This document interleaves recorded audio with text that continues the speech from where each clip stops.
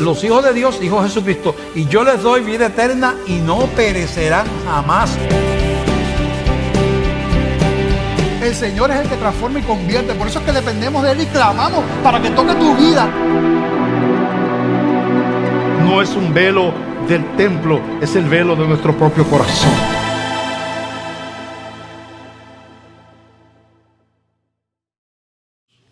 Administradores de la gracia de Dios. Y vamos a leer en 1 de Pedro 4, del 1 al 11. ¿Verdad? Nuestro texto va a ser desde el versículo 7, pero vamos a leer, ¿verdad?, un poquito del contexto que nos da el capítulo.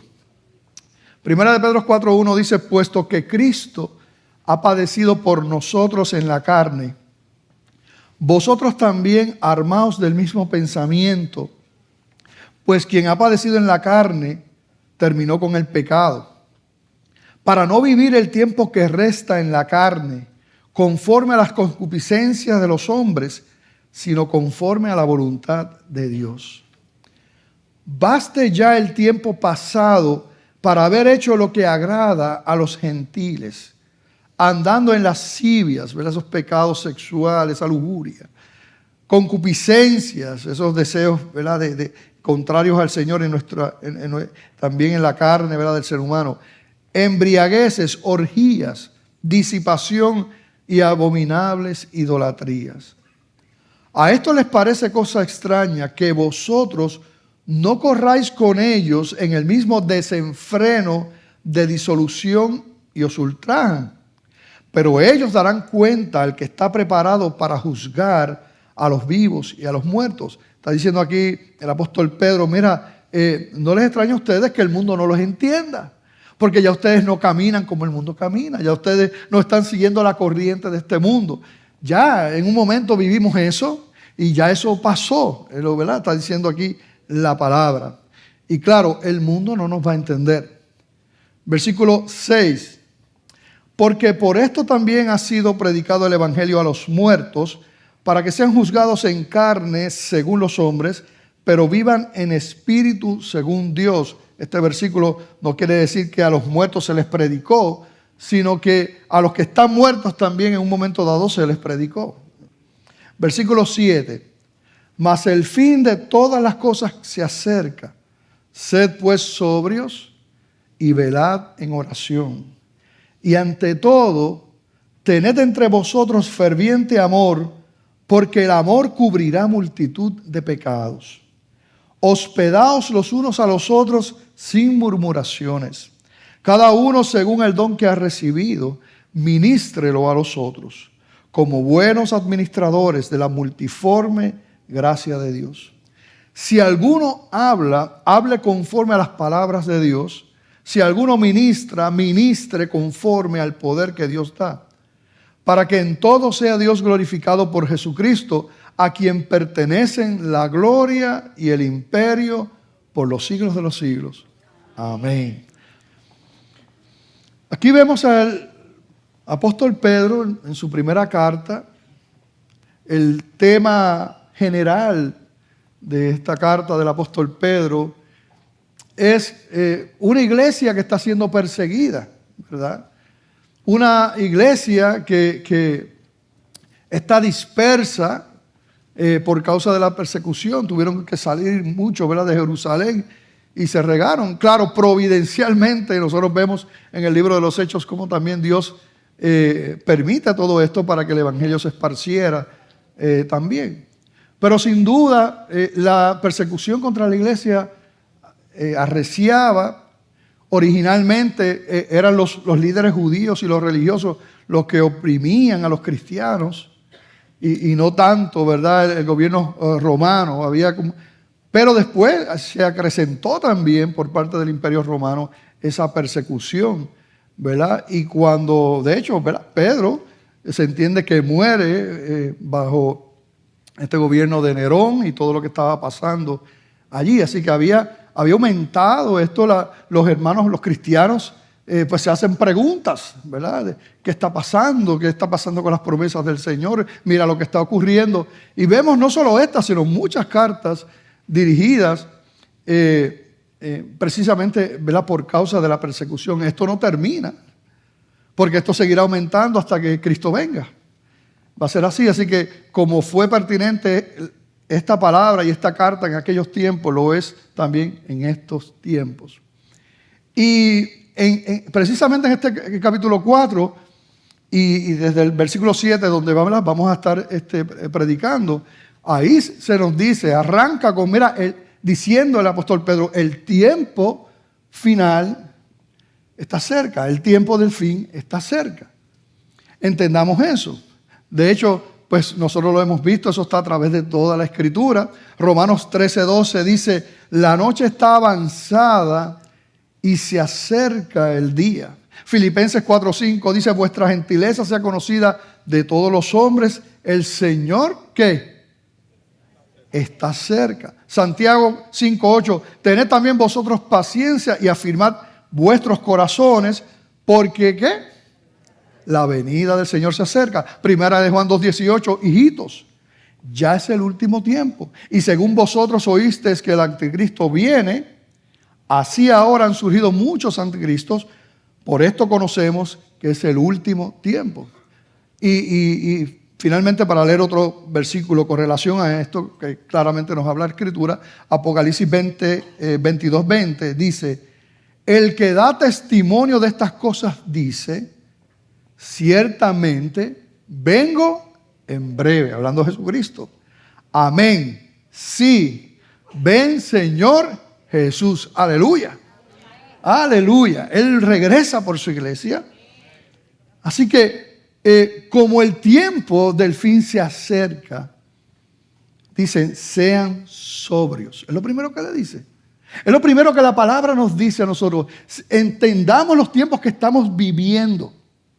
Porque si eran tiempos finales, hace casi 20 siglos, ¿cuánto más ahora estamos cerca? Y el apóstol dice, entendiendo los tiempos que estamos viviendo y que el fin se acerca, le dice, y nos dice la palabra, seamos sobrios. Sean sobrios. Y esa palabra, cuando uno va a los diccionarios bíblicos a ver cuál es la implicación de esa palabra, lo que implica es que necesitamos estar enfocados. Literalmente lo que quiere decir es que nosotros tenemos que estar en nuestro sano juicio. En el juicio cabal, dice, cuando el apóstol Pedro está diciendo eso, mira, es importante que estén en su sano juicio, en el juicio cabal, que evalúen las cosas correctamente, con el enfoque correcto. Y qué maravilloso es cuando uno ve esta carta de este hombre. ¿De qué hombre? Del apóstol Pedro. Claro, sabemos que es palabra de Dios, él es un instrumento. Estamos claros con eso. Pero vemos, ¿verdad?, cómo Dios pone estas palabras en su boca también, en un hombre que estuvo desenfocado un montón de veces. ¿Verdad que sí? Y que las cosas las veía al revés. Y es él, para que ustedes vean cómo el Señor, obrando el Espíritu en la vida del Espíritu Santo, dice, no, necesitamos estar enfocados en nuestro juicio cabal. En otras palabras, lo que implica es, mira, no podemos estar como los loquitos. Literalmente es lo que implica esa palabra. No podemos estar como cualquiera por ahí, que está fuera de sí. Sean sobrios. De hecho, una persona embriagada, un borracho, precisamente eso es lo que está, fuera de sí. No tiene control ninguno. De la familia que yo vengo, ¿verdad?, que era una familia funcional en el mundo. Disfuncional para todo lo demás, pero funcional. Pues yo tengo familiares que fueron arrestados porque iban en estado de embriaguez en contra del tránsito. Y eso de las menos cosas porque está fuera de sí. Y es la misma palabra que utiliza el apóstol Pedro para decirnos a nosotros que estamos en estos tiempos finales, seamos sobrios. Sed sobrio. No puedes estar por ahí, pero no. Y entonces dice, velemos. Y el apóstol Pablo entonces, una vez dice eso, nos da 4 mandatos, 4 mandamientos que vamos a estar viendo hoy. Como el tiempo del fin se acerca, importante que estemos en el juicio cabal, es el juicio de Dios. En el juicio de Dios, el juicio cabal por la palabra, porque para el mundo el evangelio es que locura, las cosas son al revés para el mundo. Para el mundo, cuando hacemos las cosas bien para la gloria de Dios y caminamos conforme a su voluntad y la palabra de Dios, para el mundo somos locos. Pero somos cuerdos para Dios. Y eso es lo importante. 4 mandamientos, considerando que estamos en los tiempos del fin, que se acercan. Oren, amen, ayuden y sirvan. ¿Ok? Lo repito. Oren, amen, ayuden y sirvan. Díganmelo ustedes. De esta manera glorifiquen a Dios, glorificarán a Dios. Así que vamos a ver esos mandamientos que vemos aquí en este texto de la palabra del Señor. Y el primer mandamiento dice, velad en oración. Velad en oración. Siempre que aplica, me gusta traer ciertas estadísticas, generalmente de Estados Unidos, porque nosotros somos un reflejo de lo que está pasando en Estados Unidos. Y en esta encuesta que se hizo, ¿verdad?, a través de bibliatodo.com, dice lo siguiente: alarmante. En Estados Unidos, solo el 25% de las familias cristianas oran y leen la Biblia. Solamente 1 de cada 4 cristianos que van a la iglesia, que asisten a una iglesia, oran y leen la Biblia. Solamente ese 25%. En esta encuesta se les preguntó 3 elementos básicos. Le dijeron prácticas espirituales, ¿verdad?, como por ejemplo orar todos los días y leer la Biblia semanalmente. Conversaciones espirituales, como hablar con Dios durante la semana. Y hospitalidad, fue el tercer elemento, ayudando a otras personas que no sean familiares y hospedándolos en su casa, ¿verdad? Pues entonces los resultados es que, considerando eso, solo el 25% se identificó como practicante de estos elementos. El 33% de personas que van a la iglesia, cristianos, llamados cristianos que van a la iglesia, solamente siguen prácticas y conversaciones espirituales. O sea, ¿verdad?, hablar con Dios así casualmente.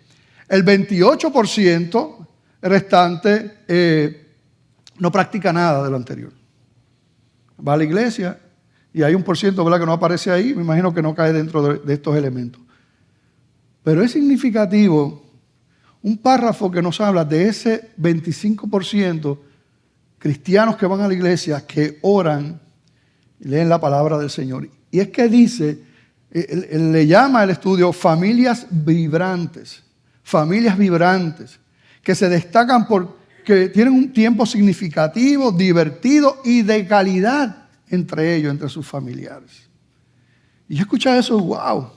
Fíjense la relación de estos cristianos que no solamente, ¿verdad?, mi relación con Dios es un domingo en la mañana, sino que yo regularmente y diariamente oro al Señor, practico estas disciplinas espirituales, leo la palabra del Señor, y cómo en el mismo estudio se revela que son estas familias las que viven y se destacan por esos tiempos significativos, divertidos y de calidad como familia.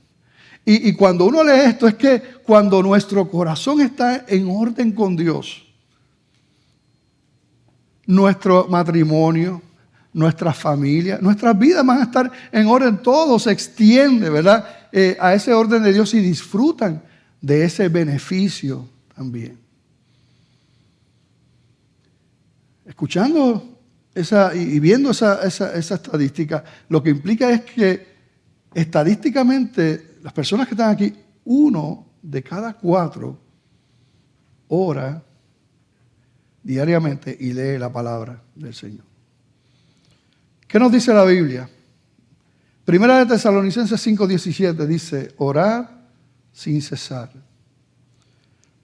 El Salmo 5:3 dice, oh Jehová, de mañana oirás mi voz. De mañana me presentaré delante de ti y esperaré. El Salmo 145, 18 y 19, cercano está Jehová a todos los que le invocan, a todos los que le invocan de veras.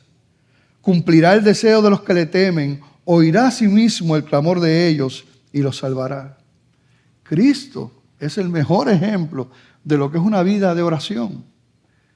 Y cuando uno piensa en el Señor Jesucristo como el ejemplo de la vida de oración, que oraba en todo momento, que oraba de noche, que oraba sabiendo lo que le esperaba, y uno también sabe que Él era, es y será Dios, sabe todas las cosas, es todopoderoso, y aún así, ¿verdad?, nos da el ejemplo de la importancia y lo que implica la oración en nuestra vida.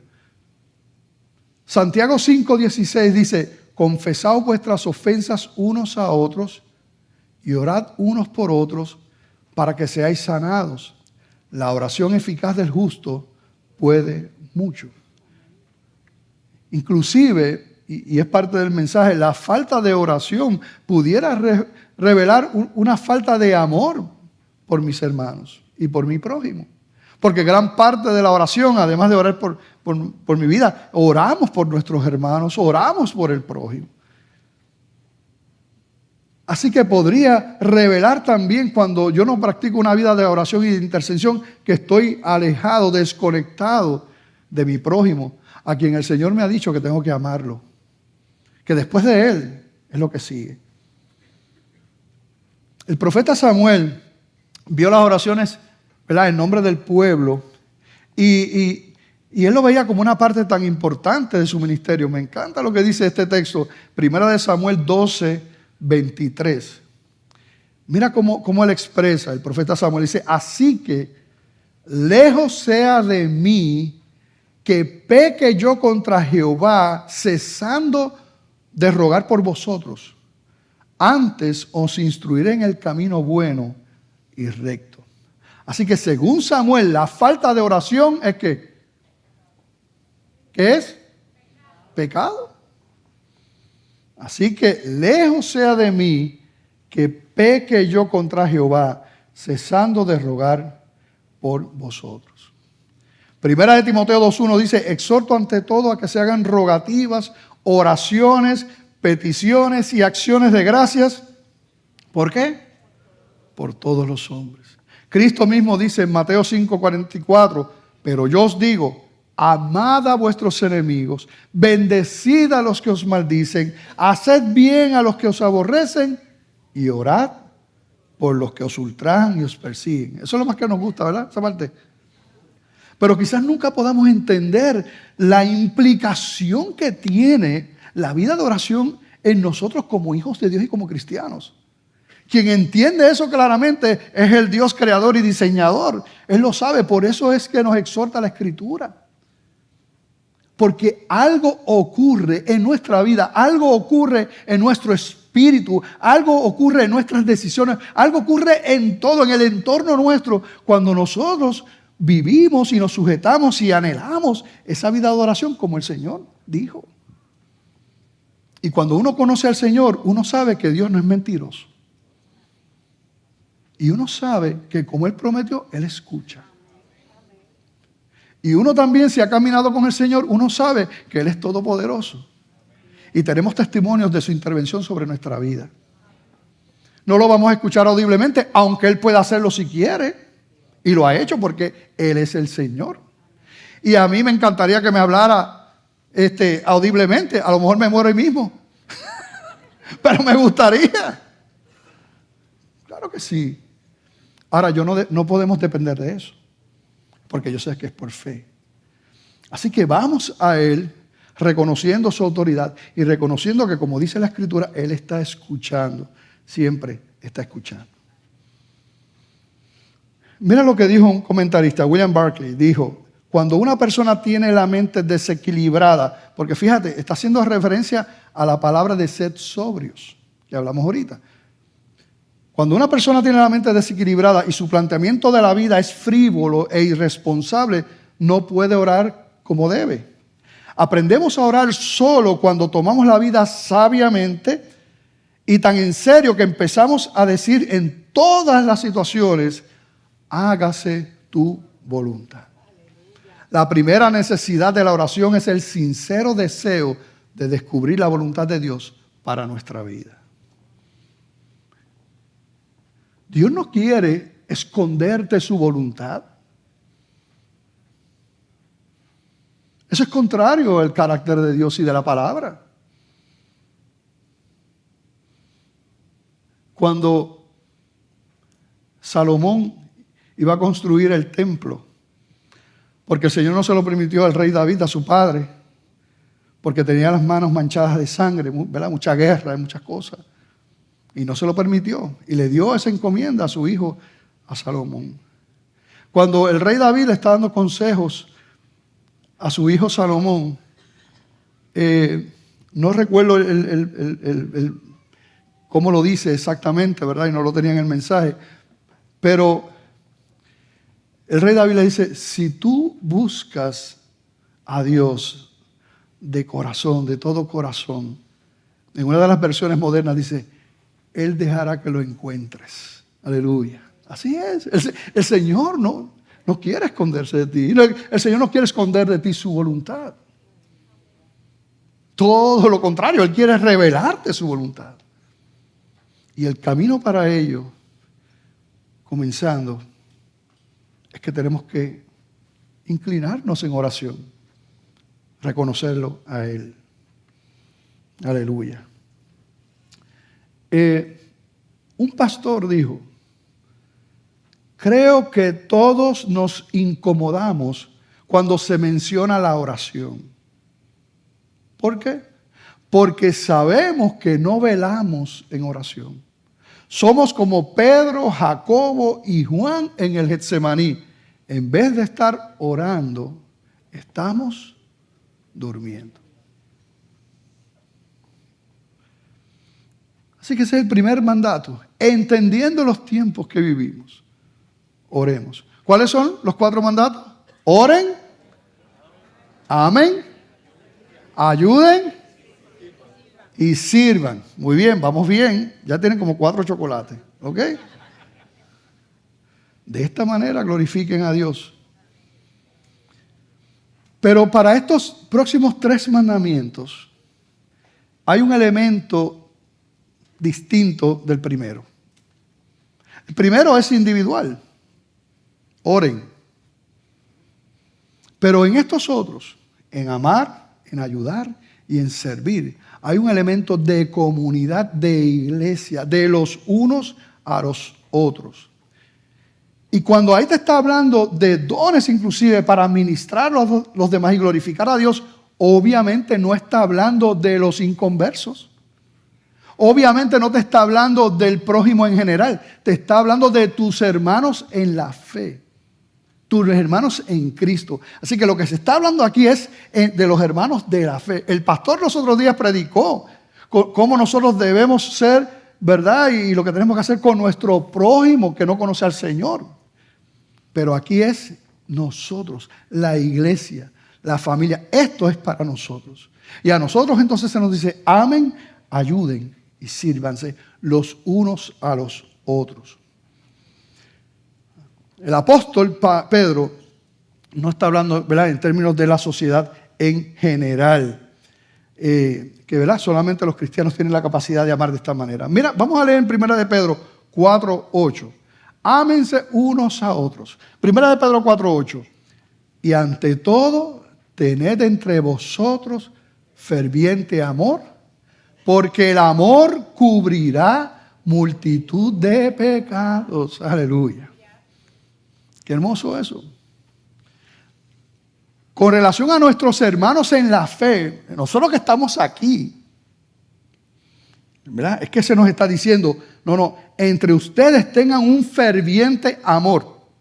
Esa palabra ferviente también es una palabra fuerte. Y en el original en que se escribe, ustedes saben, el griego, tiene unas implicaciones que son importantes porque los que estaban escuchando entendían. Y nosotros necesitamos traer ese elemento también para poder comprender un poquito más lo que se estaba diciendo en ese lenguaje. Así que cuando está diciendo un ferviente amor, esa palabra ferviente lo que implicaba era un músculo. El músculo cuando se está corriendo y por ejemplo los caballos en una carrera, que están esos músculos ahí extendidos, ahí esa tensión fuerte, esa es la misma palabra ferviente en el griego que se está usando aquí. O sea, no es, así que no es un amor cualquiera. No es un amor pasivo, es un amor activo, intencional, proactivo, fuerte. Es lo que estaba implicando ahí cuando dice, ante todo, tener entre ustedes ferviente amor. La primera pregunta que nos podemos hacer, o la segunda o la tercera, ¿tenemos ese amor hacia mi hermano aquí?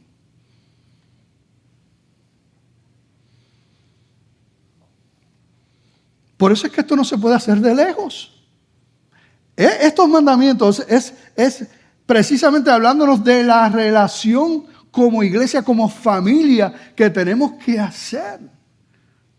Dios nos ayude y nos quite del corazón y de la mente lo que nosotros culturalmente traemos de la iglesia, que es algo que yo consumo los domingos. La iglesia de Cristo no es algo que tú puedes consumir. La iglesia es algo que tú eres y que tú estás, y es una familia. Y dice aquí que tenemos que amar fervientemente, intensamente. Aquí tenemos una verdad cristiana fundamental. El amor cristiano no es una reacción facilona y sensiblera. Demanda todo lo que tiene una persona de energía mental y espiritual. Quiere decir amar lo desamado y lo desamable. Me gusta cómo William Barclay habla sobre esto. Amar lo desamado y lo desamable. Quiere decir amar a pesar del insulto y de la injuria. Quiere decir amar cuando el amor no se devuelve. Benjel traduce esta palabra, ¿verdad? Como vehementemente, esta palabra ferviente, como vehementemente. Así es el amor que nos está pidiendo el Señor. De amar de esa manera. Seguramente el apóstol Pedro está pensando en Proverbios. En Proverbios 10:12 dice, el odio despierta rencillas, pero el amor cubrirá todas las faltas. Después que te dice que tengamos ferviente amor, también te dice, verás cómo el amor cubre multitud de pecados. Qué hermoso es eso. Y cuando uno lo lee, yo no sé si a usted le pasa, pero es que uno lee eso, ¿verdad? Dice, hermanos, tengan entre ustedes ferviente amor, ¿verdad? Porque el amor cubrirá multitud de pecados. Y por lo menos yo cuando lo leo, inmediatamente pienso en el otro, en que de mi parte tengo que cubrir los pecados de los otros, ¿verdad? Pero ahí no te está especificando a quién. No te está diciendo en el versículo, en el texto, que es al otro. Te está diciendo que el amor cubre multitud de pecados. Así que, ¿de cuáles pecados cubre el amor? Del otro y de quién más. Y del mío. Y del tuyo. Porque ¿verdad? Ciertamente, ¿verdad? No es solamente un... yo soy así que yo los soniditos rápidos, yo ya me fui para allá.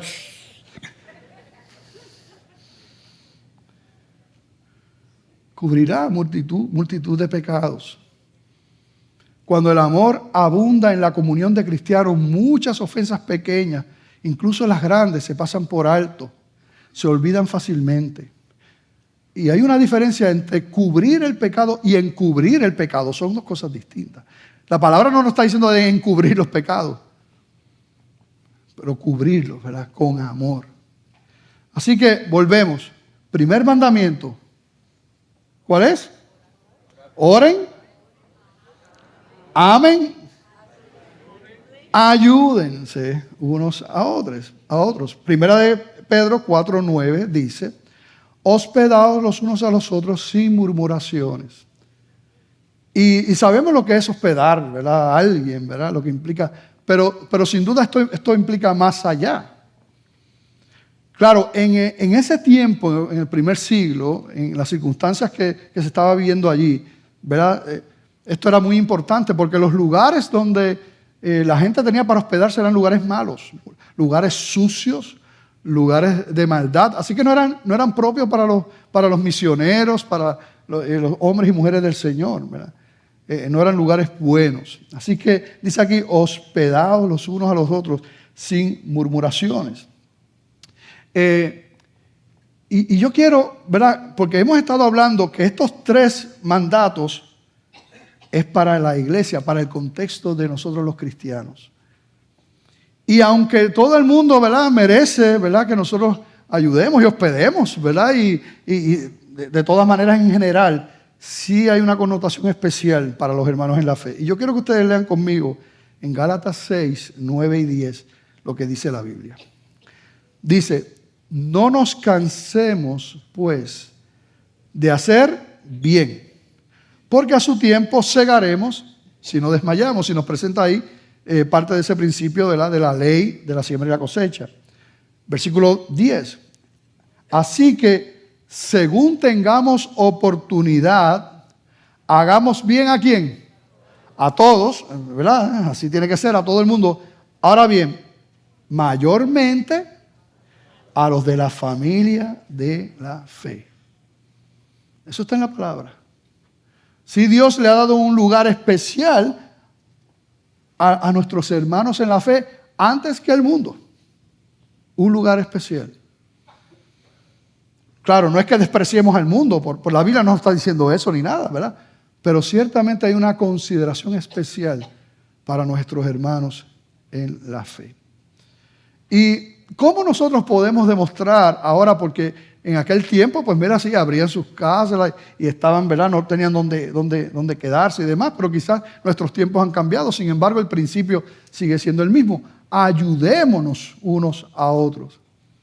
Y hay muchas maneras, y vamos a ver en breve, ¿verdad? Maneras en que podemos, ejemplos que podemos ayudar. Pero quiero señalar que le añade que hospedemos, pero sin que, ¿quién recuerda? Sin murmuraciones. Sin murmuraciones. Ponme el versículo nuevamente, el versículo 9. Lo tengo por aquí un poquito más para atrás. Sí.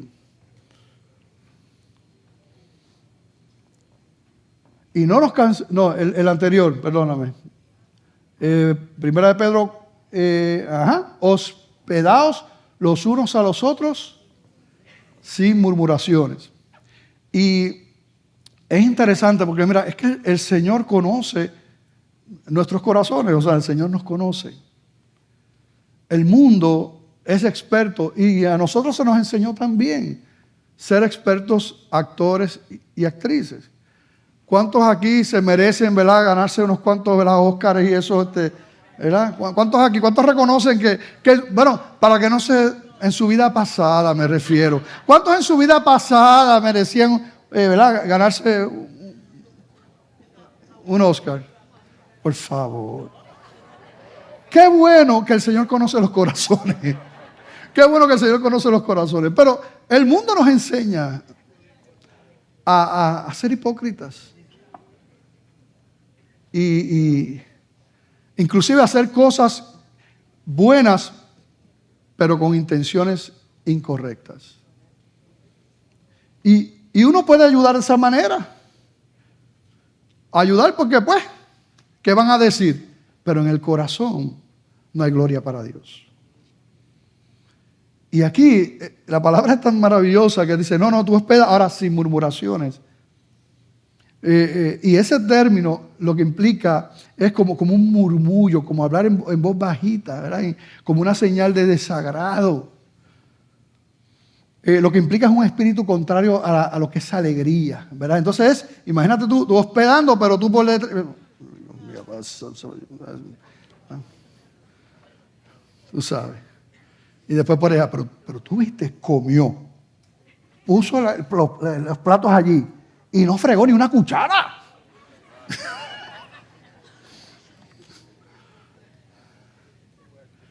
Sin murmuraciones.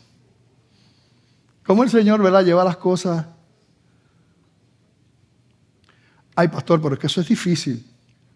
Tú sabes lo que pasa, es que si hablara Pastor Joel, pues te digo, es verdad, es difícil.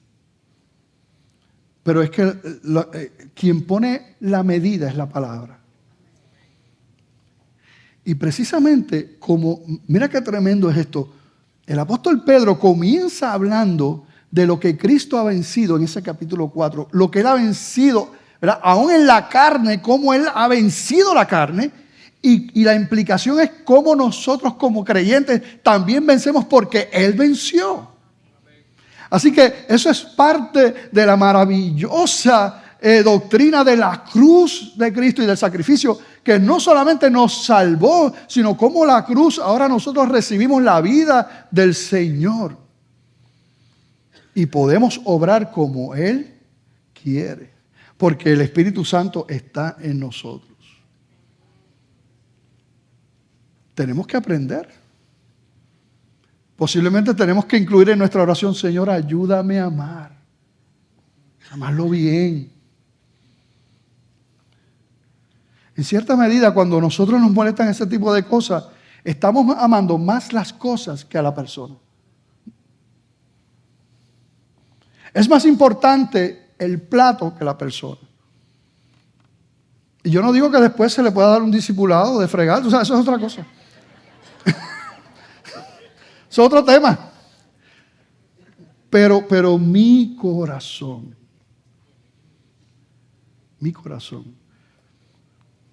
Mira lo que dice Hebreos 13, 1 y 2. Hebreos 13, 1 y 2 dice: permanezca el amor fraternal. No os olvidéis de la hospitalidad, porque por ella algunos sin saberlos, ¿qué hicieron? Hospedaron ángeles. Quizá alguno dice: pastor, yo estoy seguro que ese no era un ángel. No, ese no es.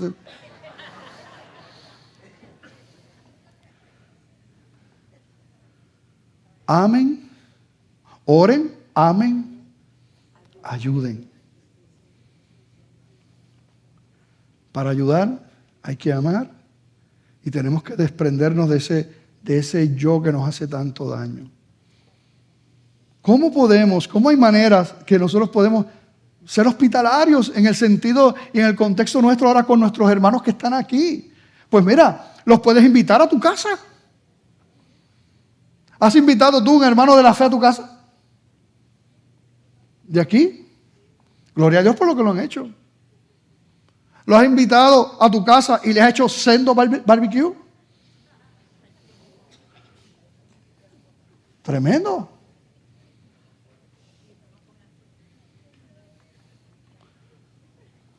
Tantas maneras. Poniendo a la disposición de otros hermanos los bienes que Dios te ha dado. Que Dios te los dio para que los administre. Tú no eres el dueño. Aquí mismo, y el título del mensaje es que somos, ¿verdad?, administradores de la gracia de Dios. Lo que tenemos no es nuestro. Así que ponemos eso a nuestra disposición. Quitamos las barreras que han puesto los hombres impíos. Hacemos eso en la iglesia. Que los ricos se juntan con los ricos. Los pobres se juntan con los pobres. Los académicos se reúnen y se juntan con los académicos. Los PNP se juntan con los PNP.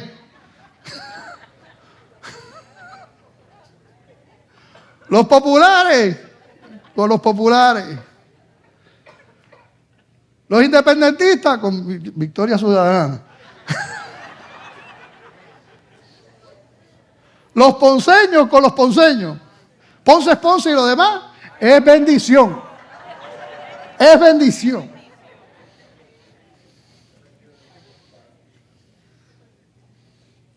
Barreras que pone el hombre. ¿Qué dice el Señor? Somos uno.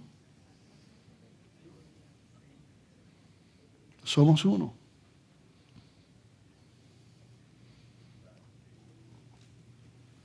¿Cómo tú has intervenido en la vida de tu hermano?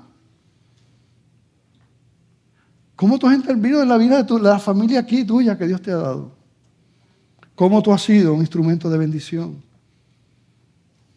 ¿Cuándo fue la última vez que tú ayudaste a alguien?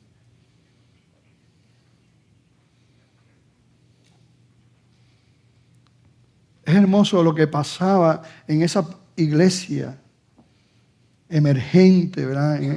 En aquellos primeros siglos, lo que pasaba y el testimonio que había del mundo.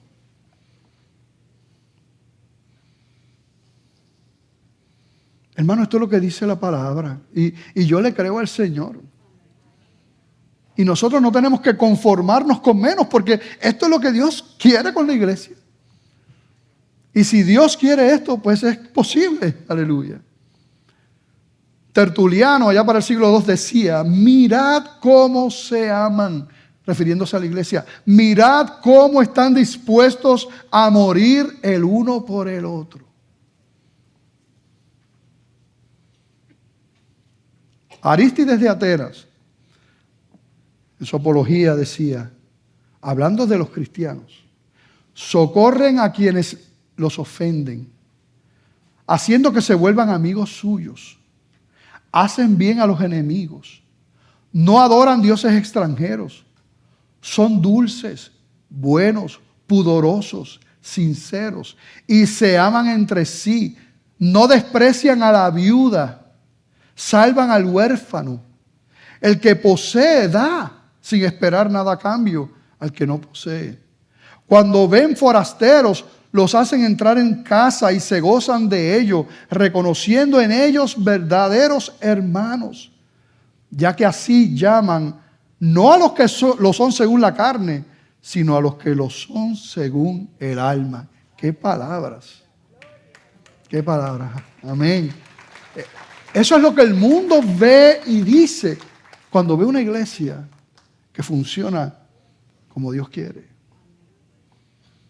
Los tiempos se acercan. Tenemos que orar, amar, ayudar y servir. Involucrarnos. Mira, si hay un distintivo de estos tiempos que vivimos, es que la gente ha levantado tantas barreras, tantas verjas, para que no nos acerquemos, ni se acerquen tampoco a nosotros. Jamás podremos caminar honrando a Dios y su palabra y cumpliendo su propósito en esta vida si nosotros vivimos de esa manera. Nosotros no podemos vivir individualmente. No podemos vivir como que no me importa el hermano y tú allá y yo acá. No puede ser. Dios a todos los creyentes le ha dado dones, talentos. Pero cuando hablamos de don, decimos que es aquello que de alguna manera Dios utiliza para su reino, para el engrandecimiento de su reino, para la edificación de la iglesia y del reino de Dios. Y todos tienen uno. Y cuando nosotros no reconocemos y rendimos lo que Dios nos ha dado para edificación del cuerpo, tú sabes que el cuerpo le falta algo. Se pierde la bendición que Dios ha depositado en tu vida para los demás. Cualquiera que sea. Eso que Dios te ha dado, ¿verdad? Pero se lo pierde la iglesia. Yo doy gracias al Señor por el segundo congreso ministerial, donde muchos respondieron. ¿Verdad? Ser una bendición, el gozo, la alegría de los que están sirviendo. De verdad que fue algo especial, porque es que nada es más importante que el reino de Dios. Nada es más importante que nosotros, hermanos, gastemos nuestras vidas para la gloria de Dios. Tu trabajo no es más importante, tus hobbies no son más importantes. Nada es más importante que eso. Barclay dice, Pedro sigue diciendo que si un cristiano se ocupa del servicio práctico, debe cumplirlo con la fuerza que Dios suple. Tenemos al Señor. Vamos a leer en Romanos 12, 3 al 8, en un pasaje paralelo como hemos estado haciendo entre Pedro y Pablo.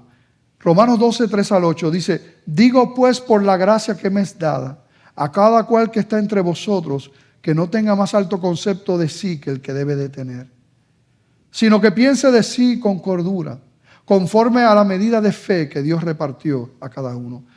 Esto que está diciendo aquí la palabra del Señor y el apóstol Pablo es algo que ha dividido tanto, que en vez de nosotros considerar al otro hermano como superior, nos consideramos nosotros superiores. Y ya inmediatamente es imposible, si yo pienso así de mi hermano y de mí mismo ante los hermanos, ya no se puede cumplir la ley del amor. ¿Cómo se va a cumplir la ley del amor? Yo pensando de esa manera. Cuando yo creo que yo soy superior a ti.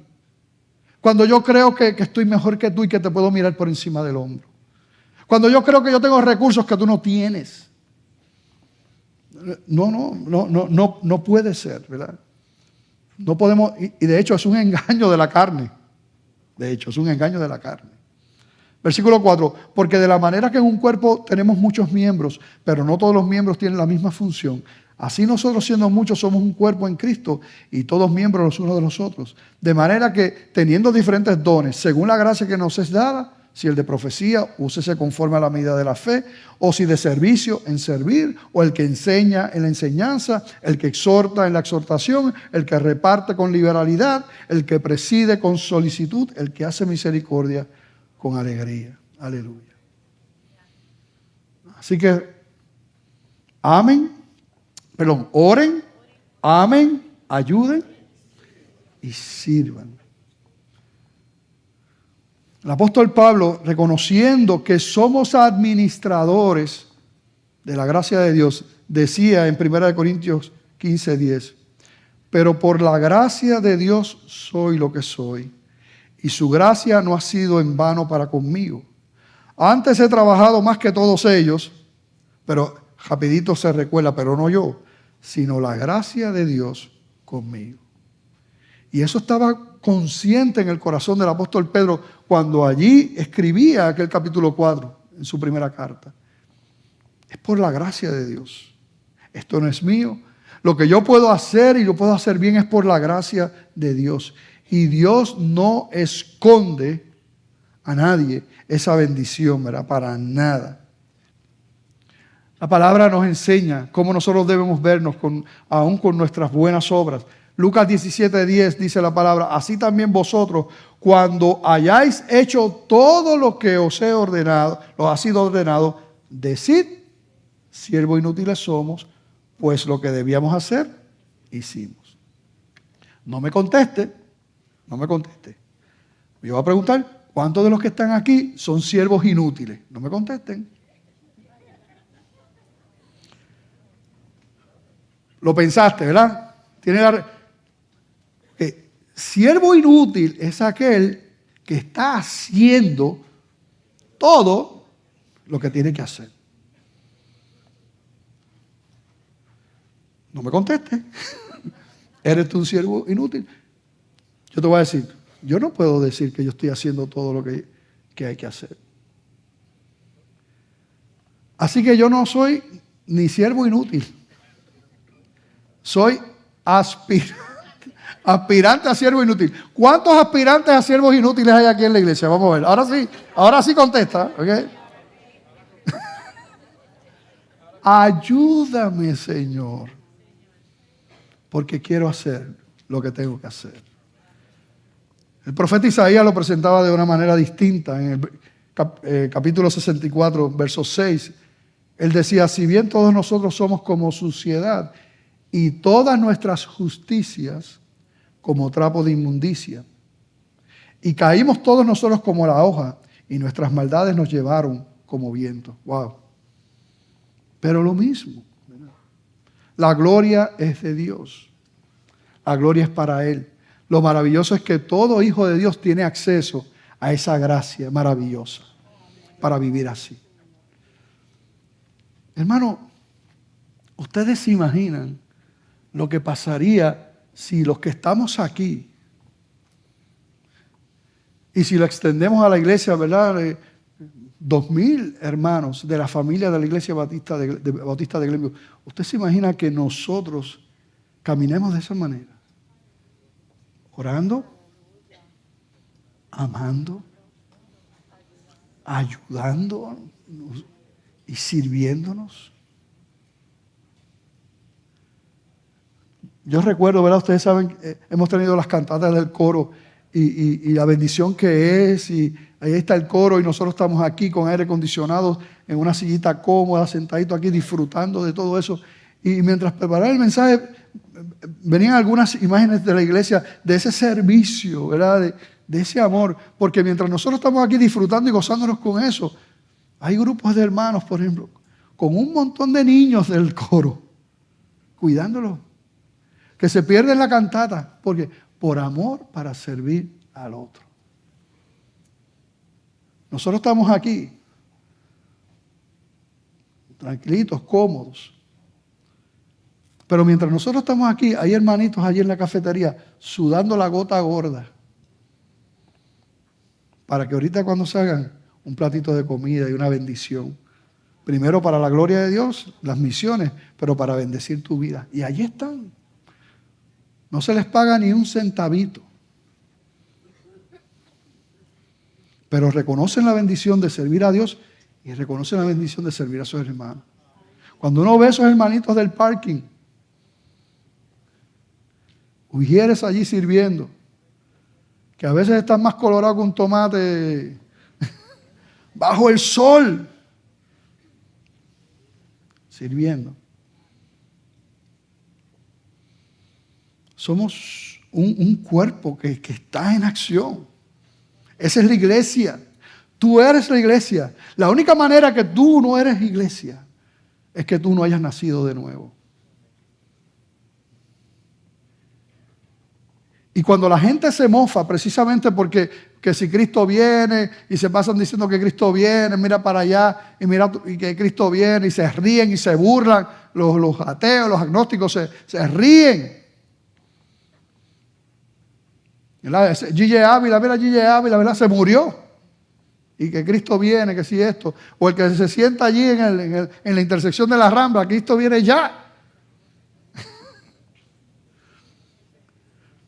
Mira qué hermoso lo que dijo el apóstol Pedro, precisamente en su segunda carta, capítulo 3, versículo 9. El Señor no retarda su promesa, según algunos la tienen por tardanza, sino que es paciente para con nosotros, no queriendo que ninguno perezca, sino que todos procedan al arrepentimiento. Qué hermoso.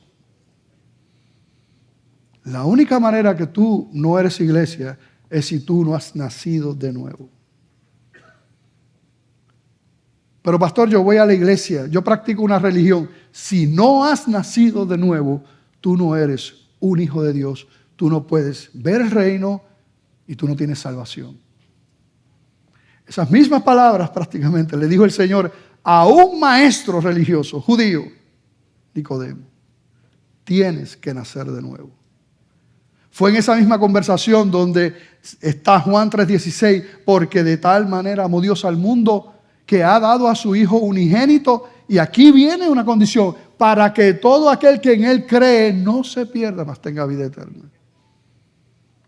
Así que si tú estás aquí y de alguna manera sabes que el Señor te está llamando y tú puedes reconocer, porque el Evangelio es simple, Dios te ama, tú eres pecador, todos somos pecadores. Aquí no hay nadie que pueda decir yo no soy pecador, todos hemos pecado, dice la Escritura. La gente quiere llegar a Dios por diferentes caminos. Yo hago buenas obras, yo ayudo a las personas, yo no soy tan malo, yo voy a la iglesia. Ninguna de eso que he mencionado, la Biblia dice que son caminos de salvación. De hecho, la Biblia dice que no es por obras. Y la Biblia es clara cuando Jesucristo dijo en Juan 14, versículo 6, yo soy el camino, la verdad y la vida. Nadie viene al Padre si no es por mí. Tremendo esos tres, pero es necesario un compromiso. No es necesario, yo creo eso, pastor, qué bueno. No. Tienes que confesarlo públicamente también. Como Él murió públicamente. Y los que hacen eso, dice la palabra, de corazón, tienen vida eterna. Simple. Hablaba con una hermana, en estos días creo que fue una hermana, si la mente no me falla, y contándome cómo cuando hacían el llamado, ella se agarró. No, fue un hermano, que me dijo que él se ponía uno, como esto de fuerza así, los straps así, en la silla, pero espiritualmente él hablando, se amajaba ahí para no rendir su vida al Señor, y sabía que Dios lo estaba llamando. Pero dice que un día no pudo más, que esos straps ahí se rompieron, esas cadenas ahí. Porque eso es una obra que hace el Espíritu Santo. Así que yo pregunto si aquí habrá alguien que hoy reconoce esas verdades, que Dios lo ama, reconoce que es pecador, que no hay otro camino, que solamente Cristo, Él fue el que murió en una cruz para que los que creen en Él no se pierdan y tengan vida eterna. Pero le confesamos públicamente. Habrá alguien que hoy toma esa decisión, que dice: yo necesito el perdón del Señor. Yo quiero entregar mi vida a Cristo, rendir mi vida al Señor. Si es así, yo quiero orar por ti. Habrá alguien que hoy toma esa decisión y lo hace levantando su mano, ¿verdad? No salgas de aquí si el Espíritu Santo te está llamando y tú sabes que tienes que rendir tu vida al Señor y tus pecados. Habrá alguien que hoy levanta su mano, entrega su vida al Señor. Vamos a estar en pie. Hermano, no se puede quedar este mensaje aquí, ¿ok? Tenemos que llevarnos el mensaje.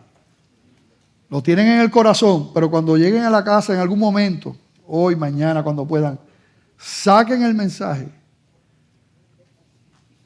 y hablen con el Señor. Señor, estoy orando como tú quieres. Estoy amando a mis hermanos como tú dices, Señor. Estoy ayudándolos, Señor. Estoy siendo un instrumento de bendición en mi familia de iglesia, impactando la vida de mi hermano. Y estoy sirviendo. ¿O estoy aparte?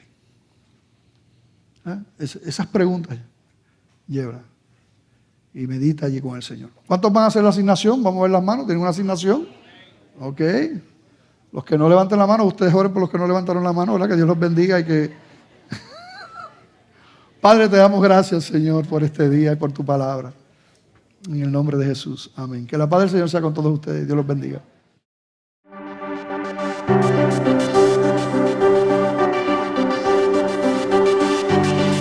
Los hijos de Dios, dijo Jesucristo, y yo les doy vida eterna y no perecerán jamás. El Señor es el que transforma y convierte. Por eso es que dependemos de Él y clamamos para que toque tu vida. No es un velo del templo, es el velo de nuestro propio corazón.